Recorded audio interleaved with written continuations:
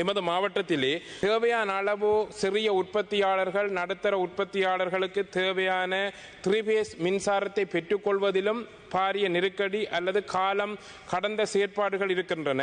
இந்த விடயங்களை நாங்கள் மின்சார சபை அல்லது தேவையான இடங்களில் விசாரிக்கின்ற பொழுது தேவையான அளவு அங்கு ஆட்பற்றாக்குறை நிகழ்வதாகவும் தேவையான பொருட்கள் இல்லாதிருப்பதாகவும் எங்களுக்கு சொல்லப்படுகின்றது. வியாபார நிலையங்களுக்கு பெற்றுக்கொள்வதில் இவ்வாறான நிலைமை இருக்கின்ற பொழுது அந்த வியாபாரிகள் தொடர்ச்சியாக தங்களுடைய வியாபார நடவடிக்கைகளை வலுப்படுத்திக் கொள்வதிலே பிரச்சனை இருக்கின்றது. மட்டக்களப்பு மாவட்டத்தை எடுத்துக்கொண்டால் அங்கு இருக்கின்ற மின்சார அலுவலகங்களிலே பாரிய அளவு எங்களுடைய ஊழியர் தட்டுப்பாடான நிலை இருக்கின்றது. இந்த நிலையை மாற்றியமைப்பதற்கான செயற்திட்டம் முன்னெடுக்கப்பட்டிருக்கின்றதா, ஆட்சேர்ப்புக்கான நடவடிக்கை எடுக்கப்பட்டிருக்கின்றதா, பாதீட்டிலே ஒதுக்கப்பட்ட விடயங்களிலே மாவட்டத்துக்கான தேவையான ஒதுக்கீடுகள் பற்றி தெளிவான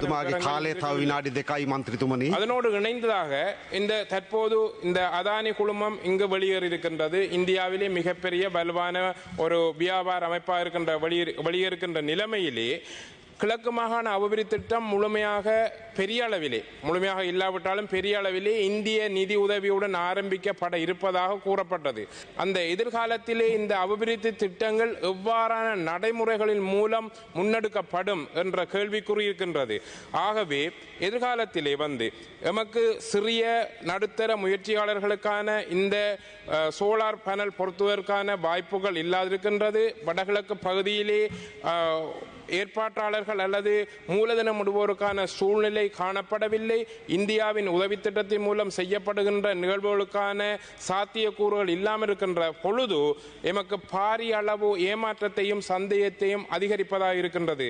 கடந்த காலங்கள் போன்று மட்டக்களப்பு மாவட்டம் மீண்டும் புறக்கணிக்கப்படுமா என்ற வினாவையும் நான் இந்த இடத்திலே சொல்லிக்கொள்ள விரும்புகின்றேன். மாவட்டமானது வலுசக்தி எரிசக்தி அடிப்படையிலே பாரிய அளவிலே அந்த மின்சார வசதிகள் ஏற்படுத்த கொள்ளப்பட்டாலும் கூட இந்த உற்பத்தி திறன் அடிப்படையிலே அதில் பாரிய பின்னடைவு இருக்கின்றது. நாம் இந்த எரிபொருள் விநியோகத்தில் ஏற்பட்ட இந்த விடயத்தையும் இங்கு சுட்டிக்காட்ட வேண்டும். அரசு முழு முயற்சி எடுத்திருக்கின்றது. கடந்த காலங்களை போன்ற சூழ்நிலை ஏற்படாத நிலைமை இருந்தாலும் கூட எரிபொருள் சீரான விநியோகம் நடைபெறுவதற்கும் அந்த எரிபொருளை மக்கள் கிரமமான முறையில் பெற்றுக்கொள்வதற்கான உறுதிப்பாடு வழங்கப்பட வேண்டும். இந்த விடயங்களிலே அரசு மிக முழுமையான கவனம் செலுத்தி மாவட்ட அடிப்படையிலும் ஒரு முன்னுரிமை வழங்க வேண்டும்.